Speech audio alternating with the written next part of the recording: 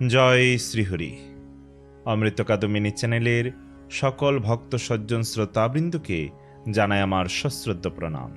সুপ্রিয় শ্রোতাবৃন্দ, নিত্যানন্দ প্রভুর বিবিধ লীলাবিলাসের মধ্যে এক অতি অনুপম এবং আনন্দদায়ক লীলা হল পানিহাটির চিরাদুতি মহোৎসব। তাই আজ আমরা কৃষ্ণদাস কবিরাজ গোস্বামী বিরচিত শ্রী চৈতন্য চরিতামৃত হতে পানিহাটির চিরাদুতি মহোৎসবের কাহিনী শ্রবণ করব সম্পূর্ণ বিস্তারিতভাবে। অত্যন্ত মনোমুগ্ধকর এই কাহিনী সবাইকে মনোযোগ সহকারে শ্রবণ করার অনুরোধ রইল। তার আগে অমৃত কাদম্বিনী চ্যানেলটি সাবস্ক্রাইব না করলে এখনই সাবস্ক্রাইব করুন আর নিত্য ভক্ত ভগবানের বিবিধ লীলাবিলাসের কথা শ্রবণ করুন। হরি ওম তৎসৎ। গুরুবে গৌরচন্দ্রায় রাধিকায় তদালয়ে কৃষ্ণায় কৃষ্ণ ভক্তায় তদ্ভক্তায় নমো নমঃ। আজ থেকে প্রায় 500 বছর আগেরকার কথা। সে সময় ভারত বিভক্ত হয়নি। বর্তমান বাংলাদেশ ও পশ্চিমবঙ্গ মিলে একই সঙ্গে ভারতের ভূখণ্ড ছিল। সেই সময় যশোরের ভৈরব নদ থেকে আরম্ভ করে রূপনারায়ণ নদ পর্যন্ত এক বিশাল ভূখণ্ডের নাম ছিল সপ্তগ্রাম। সেই সময় এই সপ্তগ্রাম ছিল এক উল্লেখযোগ্য বন্দর। তাই এই অঞ্চলের গুরুত্ব অনুসারে সেটি ছিল সবচেয়ে ঐশ্বর্যমণ্ডিত। এই সপ্তগ্রামেরই জমিদার ছিলেন শ্রী গোবর্ধন মজুমদার। তার বাৎসরিক আয় ছিল 20 লক্ষ টাকা। আজ থেকে 500 বছর আগের এই 20 লক্ষ টাকাকে আজকের সময়ে দাঁড়িয়ে ভেবে দেখলে আন্দাজ করা যাবে যে তখনকার দিনের 20 লক্ষ টাকা এখনকার দিনের প্রায় 200 কোটি টাকার সমান। এহেন বিশাল ধনী পিতার পুত্র সন্তান রূপে 1495 খ্রিস্টাব্দে হুগলি জেলার অন্তর্গত কৃষ্ণপুর গ্রামে বৃন্দাবনের স্বরগোস্বামীগণের অন্যতম শ্রীল রঘুনাথ দাস গোস্বামী আবির্ভূত হয়েছিলেন। ধনশালী জমিদার পিতার একমাত্র উত্তরাধিকারী হওয়া সত্ত্বেও রঘুনাথ এইসব ঐশ্বর্য বিষয়ের প্রতি উদাসীন ছিলেন। তিনি সর্বদাই ভগবানের প্রতি আকর্ষণ অনুভব করতেন। উপযুক্ত ব্যক্তি পেলে ভগবানের সম্বন্ধে জিজ্ঞাসা করতেন। রঘুনাথের বৈরাগ্য দূর করে তাকে সংসারমুখী করার উদ্দেশ্যে তার পিতামাতা অবশেষে এক পরমা সুন্দরী কন্যার সঙ্গে তার বিয়ে দিলেন। কিন্তু তাতেও রঘুনাথের সংসারের প্রতি উদাসীন ভাব গেল না। বাড়ির কুলপুরোহিত শ্রী বলরামাচার্যের চাঁদপুরের বাড়িতে একবার নামাচার্য হরিদাস ঠাকুর কিছুকাল অবস্থান করেছিলেন। সে সময় রঘুনাথ তাকে দর্শন করার জন্য সেখানে গিয়েছিলেন এবং শ্রীল হরিদাস ঠাকুরকে দর্শন করেছিলেন। শ্রীল কৃষ্ণদাস কবিরাজ গোস্বামী বলেছেন যে শ্রীল হরিদাস ঠাকুরকে দর্শন এবং তার কৃপালাভ করার ফলে পরবর্তীকালে রঘুনাথ শ্রী চৈতন্য মহাপ্রভুর সান্নিধ্য লাভ করে তার এক অন্তরঙ্গ পার্শ্বদরূপে পরিগণিত হয়েছিলেন। রঘুনাথ যখন শ্রী চৈতন্য মহাপ্রভুর কথা শ্রবণ করলেন তখন তাকে দর্শন করার জন্য তিনি ব্যাকুল হয়ে উঠলেন। অবশেষে তিনি মহাপ্রভুর দর্শন লাভ করলেন। শ্রী চৈতন্য মহাপ্রভু যখন পুরী যাবার পথে শান্তিপুরে অবস্থান করছিলেন সে সময় রঘুনাথ তাকে দর্শন করার সুযোগ পেলেন। রঘুনাথ মহাপ্রভুকে দর্শন করার জন্য শান্তিপুরে গেলেন। শ্রীল অদ্বৈত আচার্য প্রভু রঘুনাথকে অত্যন্ত স্নেহ করতেন। তাই রঘুনাথ যতদিন শ্রী চৈতন্য মহাপ্রভুকে দর্শন করার জন্য শান্তিপুরে ছিলেন ততদিন তিনি তাকে মহাপ্রভুর প্রসাদের অবশিষ্টাংশ খাওয়াতেন। শান্তিপুরে শ্রী চৈতন্য মহাপ্রভুকে দর্শন করে সপ্তগ্রামে ফিরে আসার পর থেকে রঘুনাথ প্রায়ই মহাপ্রভুর কাছে ফিরে যাবার জন্য আকুল হয়ে উঠতেন। আর তাই মাঝে মধ্যেই রঘুনাথ বাড়ি থেকে পালিয়ে যেতেন। চারিদিকে তার খোঁজ খবর করে তাকে আবার বাড়িতে ধরে আনা হতো। শেষ পর্যন্ত জমিদার পিতা শ্রী গোবর্ধন মজুমদার পুত্র রঘুনাথকে বাড়িতে আটকে রাখার জন্য 11 জন প্রহরীর ব্যবস্থা করেছিলেন। তবে বেশ কিছুকাল পরে শ্রী চৈতন্য মহাপ্রভু কানাই নাট্যশালা থেকে বৃন্দাবনে যাওয়ার পথে আবার যখন কিছুদিনের জন্য শান্তিপুরে অবস্থান করেছিলেন সেই সময় রঘুনাথ পুনরায় গৃহে ফিরে আসবার শর্তে পিতার কাছ থেকে মহাপ্রভুকে দর্শন করতে শান্তিপুরে যাওয়ার জন্য অনুমতি পেলেন। দ্বিতীয়বার শ্রী চৈতন্য মহাপ্রভুর সঙ্গে শান্তিপুরে রঘুনাথের যখন সাক্ষাৎ হলো তিনি মহাপ্রভুকে তার মনের কথা সব খুলে বলেন। সর্বজ্ঞ ভগবান শ্রী চৈতন্য মহাপ্রভু রঘুনাথের হৃদয়ের ভাব যদিও জানতেন, কিন্তু শিক্ষা প্রদানের উদ্দেশ্যে তাকে ঘরে গিয়ে অনাসক্ত চিত্তে জমিদারি দেখাশোনা করতে নির্দেশ দিলেন। মহাপ্রভু রঘুনাথকে আরও বললেন যে বৃন্দাবনী থেকে তিনি যখন নীলাচলে ফিরে আসবেন তখন যেন রঘুনাথ তার সঙ্গে দেখা করেন। রঘুনাথ ঘরে ফিরে এসে সংসারে মনোনিবেশ করেছে দেখে তার পিতামাতাও সন্তুষ্ট হলেন। এইভাবে 2 বৎসর পার হয়ে গেল। রঘুনাথ অপেক্ষা করছিলেন কবে মহাপ্রভু বৃন্দাবন থেকে নীলাচলে ফিরে আসবেন আর তিনিও সংসার ত্যাগ করে তার কাছে চলে যাবেন। একদিন রঘুনাথ জানতে পারলেন পানিহাটির গঙ্গার তীরে শ্রীমন নিত্যানন্দ প্রভু তার পার্শ্বদগণ সহ এসে একটি বটবৃক্ষের তলে অবস্থান করছেন। তিনি ভাবলেন শ্রীমন নিত্যানন্দ প্রভুকে দর্শন করে তার কৃপালাভ করতে পারলেই তার এই সংসার বন্ধন ঘুচে যাবে। তাই রঘুনাথ শ্রী নিত্যানন্দ প্রভুকে দর্শন করার জন্য পানিহাটি রওনা হলেন। তবে রঘুনাথ কিছু বিচারিলা মনে, নিত্যানন্দ গোসাইর পাশ চলিলা আর দিনে। পানিহাটি গ্রামে পাইলা প্রভুর দর্শন, কীর্তনিয়া সেবক সঙ্গে আর বহুজন। গঙ্গা তীরে বৃক্ষমূলে পিণ্ডারয়ু পরে, বসিয়াছেন যেন কোটি সূর্যোদয় করে। অর্থাৎ পানিহাটি গ্রামে রঘুনাথ দাস নিত্যানন্দ প্রভুর দর্শন পেলেন, সঙ্গে তার বহু কীর্তনিয়া সেবক এবং বহু অনুগামী ছিলেন। গঙ্গার তীরে একটি গাছের তলায় এক পিণ্ডার উপরে শ্রী নিত্যানন্দ প্রভু বসেছিলেন এবং তাকে দেখে মনে হচ্ছিল যেন তিনি কোটি কোটি সূর্যের মতো জ্যোতির্ময়। তলে উপরে বহু ভক্ত হইয়াছে বেষ্টিত, দেখি প্রভুর প্রভাব রঘুনাথ বিস্মিত। দণ্ডবত হইয়া সেই পড়িলা কত দূরে, সেবক কহে রঘুনাথ দণ্ডবত করে। অর্থাৎ নিত্যানন্দ প্রভুকে ঘিরে উপরে ও নিচে বহু ভক্ত বসেছিলেন। তার প্রভাব দর্শন করে রঘুনাথ দাস অত্যন্ত বিস্মিত হলেন। দূর থেকে রঘুনাথ দাস গোস্বামী নিত্যানন্দ প্রভুকে দণ্ডবোধ করে পড়ে রইলেন। তখন নিত্যানন্দ প্রভুর সেবক তাকে বললেন, রঘুনাথ আপনাকে দণ্ডবোধ করছে। শুনি প্রভু কহে চোরা দিলি দর্শন, আয় আয় আজি তোরে করিমু দণ্ডন। প্রভু বলাই তেহ নিকটে না করে গমন, আকর্ষিয়া তার মাথে প্রভু ধরিলা চরণ। অর্থাৎ তা শুনে নিত্যানন্দ প্রভু বললেন, ওরে চোরা, এতদিনে তুই দর্শন দিলি, আয় আয়, আজ আমি তোকে দণ্ড দেব। নিত্যানন্দ প্রভু তাকে ডাকলেন, কিন্তু রঘুনাথ দাস তার কাছে গেলেন না। তখন নিত্যানন্দ প্রভু জোর করে তাকে ধরে এনে তার মাথায় তিনি তার শ্রীপাদপদ্ম স্থাপন করলেন। কৌতুকী নিত্যানন্দ সহজে দয়াময়, রঘুনাথে কহে কিছু হইয়া সদয়। নিকটে না আইস চোরা, ভাগো দূরে দূরে, আজি লাগ পাইয়াছি দণ্ডিমু তোমারে। দদিচিরা বক্ষণ করাহ মোর গণে, শুনি আনন্দিত হইল রঘুনাথ মনে। অর্থাৎ কৌতুকপ্রিয় নিত্যানন্দ প্রভু স্বাভাবিকভাবেই অত্যন্ত দয়াময়। রঘুনাথ দাসের প্রতি সদয় হয়ে তিনি বললেন, তুই ঠিক একটা চোরের মতো, আমার কাছে না এসে দূরে দূরে পালিয়ে বেড়াস। আজ আমি তোর নাগাল পেয়েছি, তাই আমি তোকে দণ্ড দেব। আজ তোকে আমার নিজজনদের দধিচিরা খাওয়াতে হবে। সেই কথা শুনে রঘুনাথ দাস অত্যন্ত আনন্দিত হলেন। সেই ক্ষণে নিজ লোক পাঠাইলা গ্রামে, ভক্ষদ্রব্য লোক সব গ্রাম হইতে আনে। চিরা দধি দুগ্ধ সন্দেশ আর চিনি কলা, সব দ্রব্য আনাইয়া চৌদিকে ধরিলা। মহোৎসব নাম শুনি ব্রাহ্মণ ও সজ্জন, আসিতে লাগিল লোক অসংখ্য গণন। রঘুনাথ দাস তৎক্ষণাৎ তার লোকদের গ্রামে পাঠালেন ভক্ষদ্রব্য সব কিনে আনার জন্য। চিরা দধি দুধ সন্দেশ চিনি কলা আদি সমস্ত দ্রব্য আনিয়ে রঘুনাথ দাস গোস্বামী চারিদিকে সেগুলি রাখলেন। মহোৎসব হচ্ছে শুনে অসংখ্য ব্রাহ্মণ এবং সজ্জন সেখানে আসতে লাগলেন। আর গ্রামান্তর হইতে সামগ্রী আনিল, 102 হল না তাহা আনাইল। বড় বড় মৃৎকুণ্ডিকা আনাইল 5-7, এক বিপ্র প্রভু লাগে চিরা ভিজায় তাতে। এক ঠাই তপ্ত দুগ্ধে চিরা ভিজাইয়া, অর্ধেক ছানিল দধি চিনি কলা দিয়া।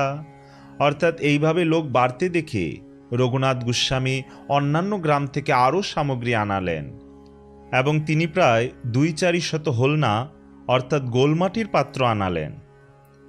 তিনি ৫-৭টি বড় বড় মাটির পাত্র আনালেন এবং একজন ব্রাহ্মণ সেই পাত্রগুলিতে চিরা ভিজাতে লাগলেন।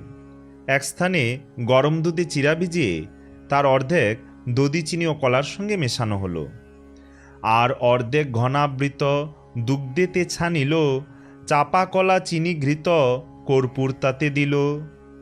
ধুতি পরি প্রভু যদি পিণ্ডাতে বসিলা, ৭ কুণ্ডি বিপ্র তার আগেতে ধরিলা। চবুতরা উপরে যত প্রভুর নিজগণে, বড় বড় লোক বসিলা মণ্ডলী রচনে।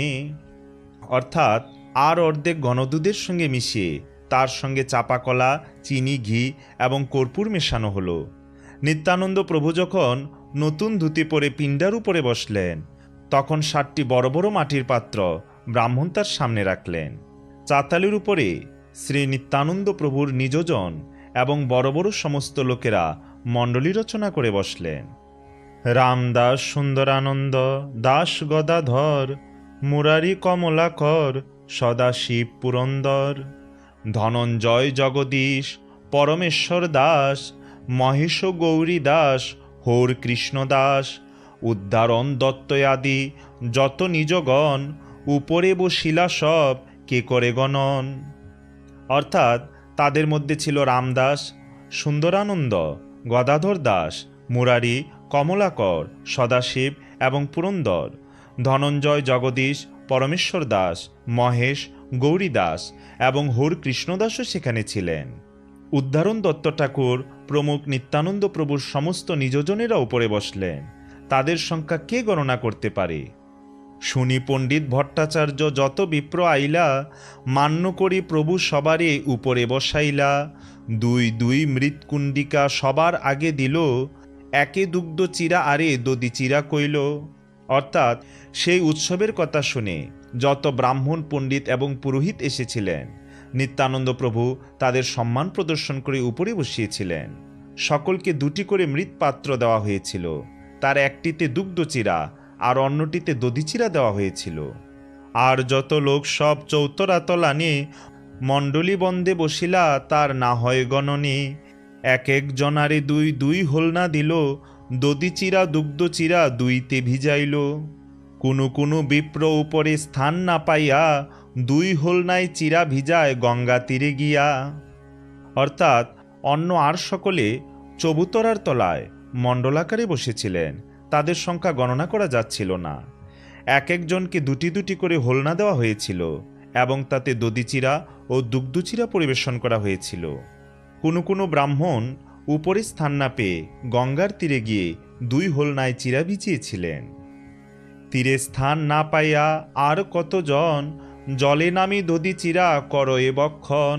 কেহ উপরে, কেহ তলে, কেহ গঙ্গা তীরে, 20 জন 3 ঠাই পরিবেশন করে। হেনকালে আইলা তথা রাঘব পণ্ডিত, হাসিতে লাগিলা দেখি হইয়া বিস্মিত। অর্থাৎ আর কয়েকজন তীরে স্থান না পেয়ে জলে দাঁড়িয়ে দধিচিরা বক্ষণ করেছিলেন। কেউ উপরে বসেছিলেন, কেউ তলায় বসেছিলেন এবং কেউ গঙ্গা তীরে বসেছিলেন। 20 জন লোক এই 3 জায়গায় পরিবেশন করছিলেন।